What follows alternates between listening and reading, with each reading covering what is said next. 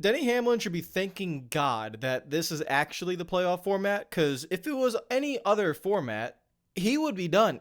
No stage points. Terrible finishes outside the top 20 in both races. But he's still a favorite to advance to the round of 12. Denny Hamlin, thank the Lord that NASCAR does not care about who its champion is. Good Lord almighty. Watkins Glen, it was always going to be a fascinating race. I was worried about the quality of the race, and we'll talk about that. I do not want to be a negative Nancy, okay? I don't know how you guys feel about the race. I feel like some people on Twitter feel the same way I do. We had a great finish today. This is my favorite road course, guys. This is my favorite road course. I've said it all along. Watkins Glen is the road course that was built for NASCAR. It is a genuinely perfect road course for NASCAR. Heavy braking zones, high speed, bus stop. Everything is beautiful about this track. But this race car really tests my patience. It really does at road courses. And it really can make the best racetracks, a la Martinsville and Watkins Glen, even a Homestead Miami sometimes. It can make the best racetracks sometimes not look like the best racetrack, but it's not the racetrack's fault. It is the race car. However, this race had a ton of crashes, entertainment. There was battling because there were a lot of restarts. So I don't want to make it sound like I'm being negative on the race, because I'm trying not to. But this car has a lot of underlying issues, which makes road course racing in NASCAR right now really frustrating. We will mainly talk about the playoff drivers, and we will get to that at the end, of the results. So I'm not going to try to take too much of your time, but let's talk about this race today. It is basically, lap one set the tone for everything. Lap one, Corey LaJoie. Listen, a lot of people, according to, they think he is a threat to society, essentially. And in NASCAR, yes, he is. It is becoming a weekly thing. I asked this myself a while ago. I was like, why does everybody hate Corey LaJoie? I don't really get it. I get it now. I understand. He is wrecking your favorite driver on a consistent basis. So I can understand that. He is causing chaos, and he caused a bunch of chaos for Christopher Bell, for Denny Hamlin, and for Ryan Blaney. All you Ryan Blaney lovers, you do not have to worry, though. He could literally only run half of a lap today, and it did not matter. He's advanced to the next round. It really does not matter. I think when we get to the points, he's like around plus 30. Just think about it. He literally ran half a lap today, and he is still plus 30 on the cut line. He's fine, okay? So you don't got to worry about it. Ryan Blaney could afford something like that. He could afford a mistake or a bad race. And it wasn't really his fault. The steering column on his car just completely broke once he made contact with Keselowski, and then NASCAR was like, all right, you're out of the race. And they probably couldn't have fixed the steering column anyways. It was just bad luck. Denny Hamlin qualified poorly, gets involved in this accident as well, gets damage on the race car. Luckily for him, he is able to continue, though, and that was crucial for him, because we're going to talk about him when we get to the race results and where he finished. He did not get any stage points. He spent the majority of the day a lap down. He got 2 free passes because he was a lap down multiple times. He got involved in multiple wrecks. He got crashed, later on as well, going 3 wide into turn 2. So yeah, it was a rough day for him, but he heads into Bristol with a very, very good chance to make it to the next round. So very good for him. Marjorie Jr. would win stage 1. He would stay out, not pit before the caution came out or the stage end. He would win stage 1, and so did a lot of the playoff drivers. All the playoff drivers, Cindric, Elliott, Larson, all these guys. They're like, we'll just sacrifice, the track position after stage 1 to get these stage points. I agree with that call. Now, the tires were wearing, so this was a little bit of I wouldn't say an easier call, but it was a little bit. This is a tough call for any crew chief to make. Ross Chastain, who was leading, by the way, this entire stage, qualified on pole and everything. Ross Chastain, SVG, they run up front. They don't care about points, so they're going to come down pit lane. They're going to get their track position back. And really, for Ross Chastain, this race was set perfectly for him. He was like, all right, I just kind of really got to beat my teammate, but I don't got to worry about any of the playoff drivers because they're sabotaging their own race result for getting stage points. So I'm never basically going to not have track position. So he is in a perfect position to win this race. Ross Chastain, SVG, lead all of stage 2, start pulling away, and they're going to do the same thing. Right before 2 laps to go, they're going to come down pit lane. They're going to sacrifice the stage win and, get the track position for the final stage. But a caution comes out for Daniel Suarez being stuck in the sand pit. And Chastain and SVG are literally coming out of the final corner, and NASCAR throws the yellow. Now, there was I would say a 10 to 15 second delay in NASCAR throwing the yellow. They were hoping Suarez would get out. Now, I don't know where, depending on what cars were going through that corner, maybe NASCAR did have to throw that caution right there. I thought they could have waited 3 more seconds. It felt kind of cruel to wait 15 seconds. You have the leader coming around the final corner, they're trying to come down pit lane, and you throw the yellow before they can do it. That feels kind of harsh. And it kind of ruined the strategy for SVG and for Chastain, but they kind of were able to kind of pivot from that. So there's one other strategy that works. You don't have to pit at the end of stage 2. If you pit, at stage 1, you can kind of carry on through stage 2 and then try to work the race backwards and pit with like 40 laps to go in the final stage. But tire wear was the problem. So the problem for SVG and Chastain was that the tires were not going to last. You couldn't do a 40-lap run at the end of the race and expect to win. So they go into the final stage and they just try to hang on basically while other guys have fresh tires. They do an incredible job at doing that. And then they come down pit lane and, they still have their track position. But for Ross Chastain, he had to take extra fuel. And I think SVG had to as well. So it wasn't just the tires. It was that extra 2 to 3 seconds of fuel that they had to take since they ran, a long way, while someone like Chris Buescher, Carson Hocevar, these guys that had fresh tires by pitting before stage 2 ended and they were running extremely well, they only had to come down for 4 tires and they didn't have to wait on fuel. So not only did they have fresh tires on SVG and Chastain for a solid 15 laps, they also didn't have to wait for extra fuel. That means they have the track position. So Buescher comes out. He's leading by 4 seconds. Everything looks like it's settled down from the chaos that's been happening all day with the crashes and the playoff drivers having issues and everything like that. And it looks like it's going to just play out. Like Buescher's most likely going to win the race. SVG is going to finish second. Denny Hamlin's still going to be miserable. But of course that couldn't happen. No. Of course. Caution comes out for debris from a flat tire from I think it was AJ Allmendinger. I think it was flat left rear tire. Caution comes out, and we had like 12 laps to go. That's when you knew crap was gonna. Here we go. Here we basically go. And then it's the end of the race, and you have 1 wreck, 2 wrecks. It'll continue on. Everyone just starts dive bombing turn 1 like they don't have brains, and everyone's just being super aggressive. And it's quite embarrassing, to be honest, to watch. It's the same thing happened in the Xfinity series. They would just go into turn 1. Don't care about any of their competitors and just go 5 wide in a turn 1, 4 wide in a turn 2 through the S's. Like, yeah, it's going to work. It's this new age of racing that is everywhere, in NASCAR specifically.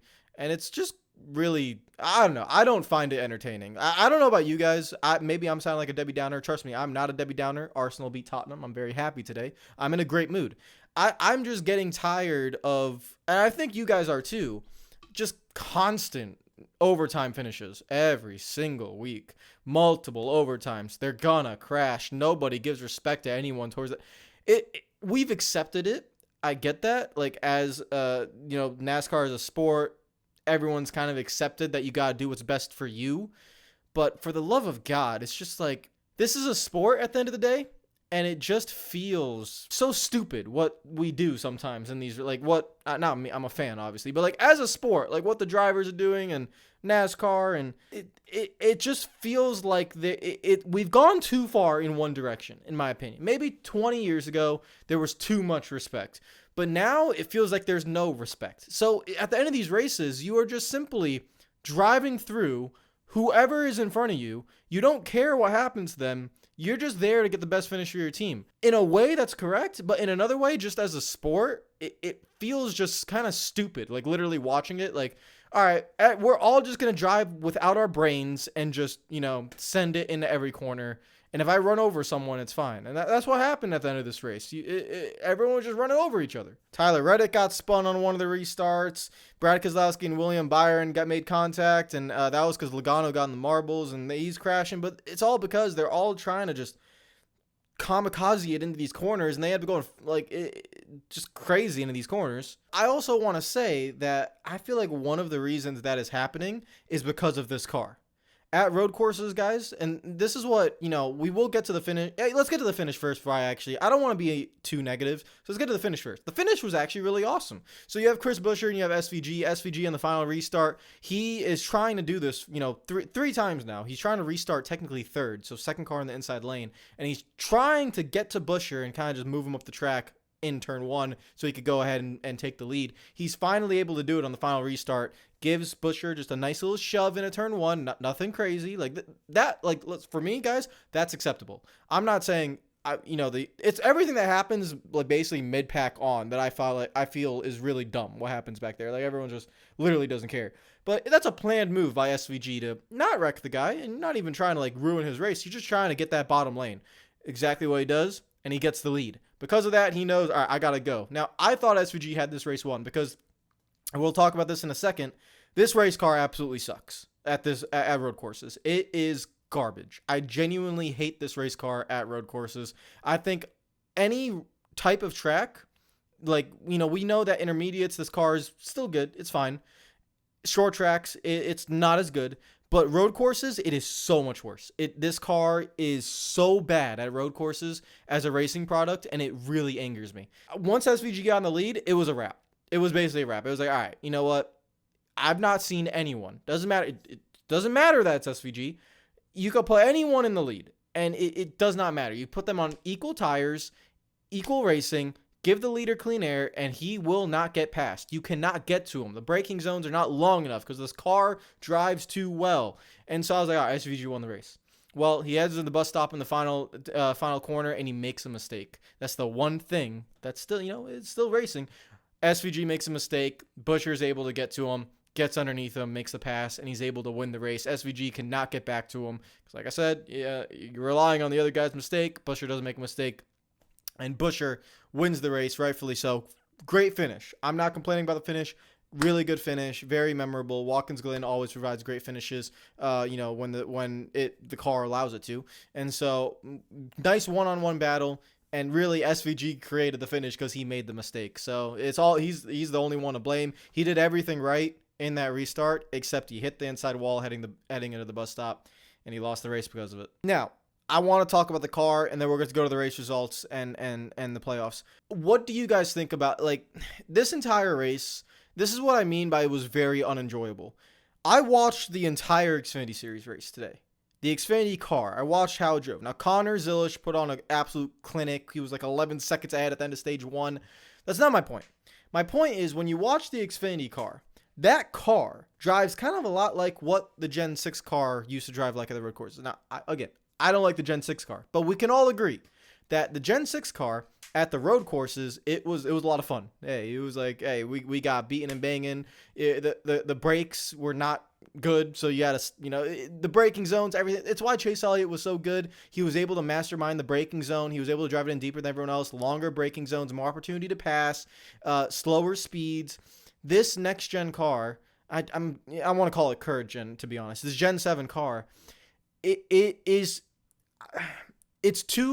car overall needs a completely fundamental change if we want to make road course racing good. There's like 6 road courses on the schedule, and I'm telling you, I never look forward to any of them.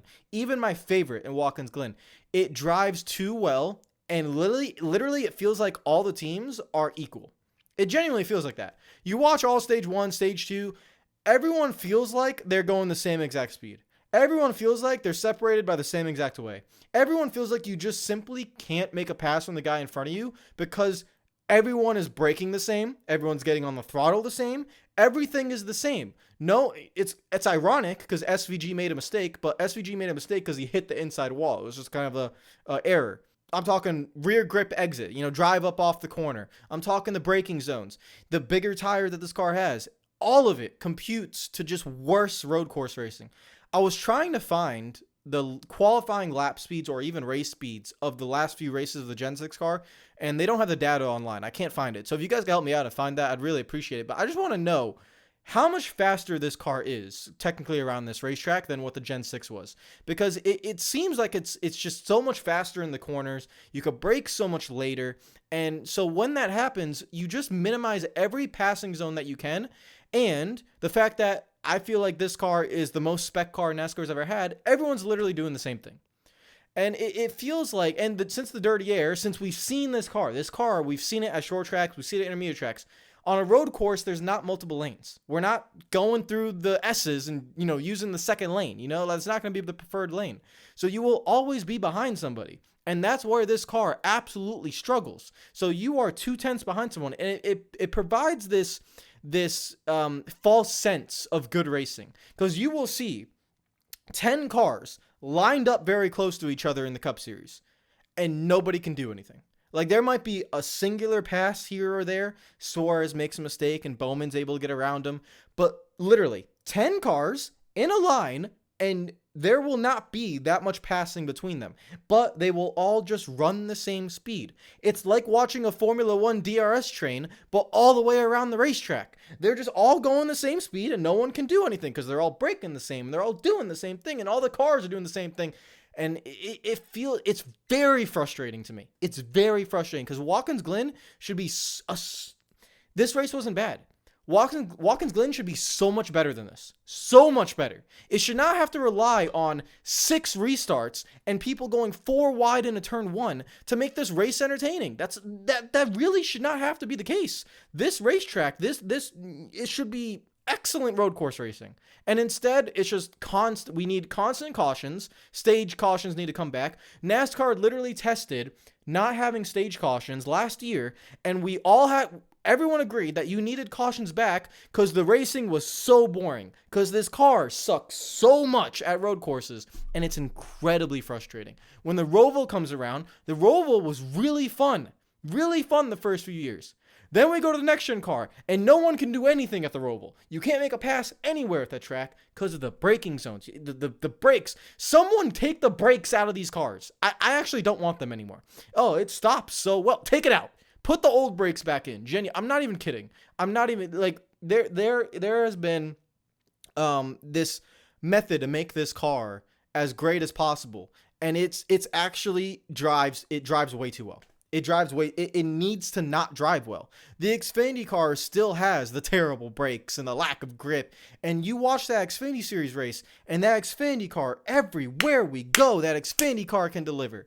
And this Cup car, this next gen car, while I do like it at some racetracks, I've always said, guys, it has so many flaws, and we need to figure it out. This is the second full year of it being on road courses, and I've not seen NASCAR really experiment with anything on trying to make the road course racing better. If we're going to have 6 road courses on the schedule every single year, you got to make this racing better, because the road courses are going to suck every single year with this race car, genuinely. Unless you have a bunch of cautions, we bunch everyone up, and then we tell everyone to lose their minds because it's the playoffs, and everyone just send it 4 wide into turn 1. If that's what you guys want, genuinely, if that's what you guys want, if that's what NASCAR wants and the fans want, that's fine. I'll be on the other side, and I'll be in the minority. That's not what I want from road course racing, man. That's not what I want. There's a lot that I like about road course racing, and it is really about people able to make passes. You know, we saw Connor Connor Zilisch in the Xfinity Series literally have to start at the back and pass the entire goddamn field. He would never be able to do that in this race car. Never. And that's an 18-year-old. He's in his first Xfinity Series start. Passed the entire field. It's because the car allowed him to do so. The car is not hindering him, and everyone is not stuck just doing the same thing. I can't wait to get the hate, by the way, that you guys are saying I'm being too negative. It's going to be fantastic. But I'm trying not to be. It's just, I just kept watching this entire race, and I was just like, man, this is not what it should be. It's really frustrating. But let's go to the playoff standings. Actually, let's go to the race results first, then we go to the playoff standings. So race results, you will see that there's only 2 playoff guys in the top 10. Chris Buescher wins the race. SVG, host of our Chastain, Zane Smith. This is really like the Russian roulette, man. This was I was naive. I thought Watkins Glen would be predictable. I was stupid. I forgot that I didn't realize there'd be so many cautions, to be honest, and people lose their minds. So this honestly, this race result is crazier than what Talladega will probably bring you. Host of the Great Run, SVG, Buescher, Zane Smith, Michael McDowell, LaJoy somehow he was running over everybody today, but all right, he gets the 8th. Priest, Cindric. So Briscoe and Cindric have, the best finishes. Gragson 11th. And then you're going to see a lot of playoff guys. So you're going to see Larson, Suarez, Bell, Logano, 12th through 15th. Then you have Bowman, Elliott, Truex, 18th through 20th. You have Ty Gibbs, Denny Hamlin, Harrison Burton, 22nd through 24th. Keselowski and Tyler Reddick in 26th and 27th. And then you have William Byron in 34th, with Ryan Blaney not even be able to complete a lap in 38th. So then you go to the playoff standings. In the playoff standings, you have basically Logano's advanced, obviously. Christopher Bell is advanced now. Austin Cindric. Let's all give a round of applause, ladies and gentlemen, to Austin Cindric. We put the challenge forth. We said, hey, you have Atlanta, you have a plate race, right? And you got a road course. You can't, no excuses. Make it through. Austin Cindric, you've done better than what anyone could have expected. Plus 43 heading into Bristol. I can confidently say Austin Cindric will advance to the next round. Congratulations to Austin Cindric. We give him a lot of hate. And let's also say congratulations to Alex Bowman. Say congratulations to Daniel Suarez. The three guys that have been underperforming all season. They have done it at the tracks where it has been absolute chaos. Atlanta and Watkins Glen, randomness, chaos. They have been able to take advantage. They were not really technically supposed to make it, far in the playoffs, but they will at least make it to the round of 12. So everyone, round of applause for Suarez, for Bowman, and for Cindric. Great job to all three of them. Tyler Reddick with a terrible day. Doesn't matter. He's still plus 30. Chase Elliott with a meh day. And he's probably the one that's cursing the next gen car more than anyone. It literally nerfed his ability to win road courses, and it's it is what it is. He has to adjust. I'm not saying SVG is still doing well in the next gen car. It's just Elliott was the king. Next gen car, take your crown off. You're done. But Elliott is still plus 30. Ryan Blaney didn't complete a lap. He's still plus 29. Kyle Larson with just a struggle of a day, but as you saw by the results, all the playoff drivers struggled, so Larson still was able to do enough. He did get some stage points, by the way, so plus 26 for Larson. Plus 25 for Byron, even though he crashed, he's still okay at plus 25. All those guys, Byron, Larson, Blaney, Elliott, Reddick, all those guys, as long as you don't DNF Bristol, you're fine. So literally, you could run 20th all day and you'll still be okay. Just don't DNF. Just avoid any wrecks. Maybe get some stage points and you'll be okay. Now this is where it gets juicy. Chase Briscoe with a 6th place finish. He was, minus 21 or something. So he gets up to plus 6. Ty Gibbs stays right by the cutoff line. He's still at plus 6.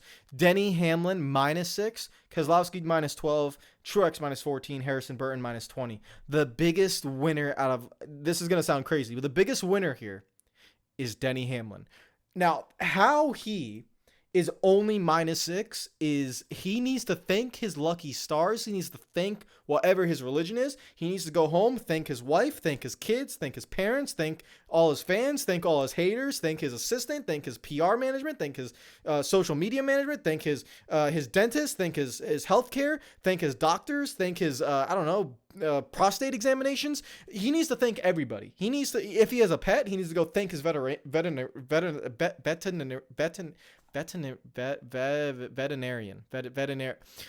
Thank his vegetables, eat his vegetables. Denny Hamlin needs to thank everybody, okay? He needs to thank you, he needs to thank me. There's no reason why Denny Hamlin should be only minus 6, okay? He should be minus 25. Denny Hamlin should be going into Bristol in a must-win situation, but he needs to thank his lucky stars that he's not. Literally, terrible race today. But with all the crashes at the end of this race, because everyone's decided to be stupid, it got him back on the lead lap. It got him an extra 10 positions. He finishes in 23rd. It gets him an extra 10 points. So instead of going minus 16 into Bristol, he's minus 6. That's very, you tell me, okay, who am I going to pick? Briscoe, Gibbs, or Hamlin for Bristol? And it's a 6-point difference.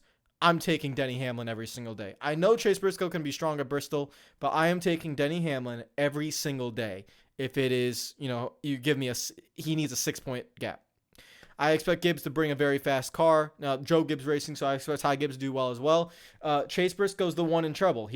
Bristol is a strong track for him, but he's going to have to make sure that SHR bring him a strong enough car. The Gibbs cars, I will expect to be very strong, so that's going to be the struggle for Briscoe. He needs to hope that he can outrun those guys. That's going to be the crucial point there. Or hope that Reddick, Elliott, Blaney, Larson, or Byron have a catastrophic DNF in the first stage, and then he can leap over them if possible. So that's what he needs to hope for. So we'll see how that goes. Keselowski, in my opinion, is it's minus 12. I don't think he's must win yet. Again, if Briscoe or Ty Gibbs don't run well, you can make that up in the stages. So it's not must win yet. Martin Truex Jr., again, also not must win. I think he was in the top 10 towards the end of this race, but he lost some positions in that wreck with, I think it was which wreck it was? I think, there's a lot of wrecks. But he's also, I wouldn't say, in a must-win situation. He can still make it on points. Harrison Burton is in a must-win situation, and I don't think he's going to win. So, listen, Harrison Burton was the worst performing guy in the regular season, so it's not a surprise to see him at the bottom. Okay, but thank you for coming, and good experience. Good job. It's going to be chaos at Bristol. We will see how the race goes. I do think they're bringing back a similar tire, so it will be chaotic. I'm not sure on that. Don't quote me. We'll have to see what Goodyear brings for the tire. Will it want to combust after 70 laps? It will be a night race, so if it high speeds, high grip, we'll see how it goes. What Goodyear is going to do with the tire. I felt like everyone enjoyed the first Bristol race, but it's a fine line.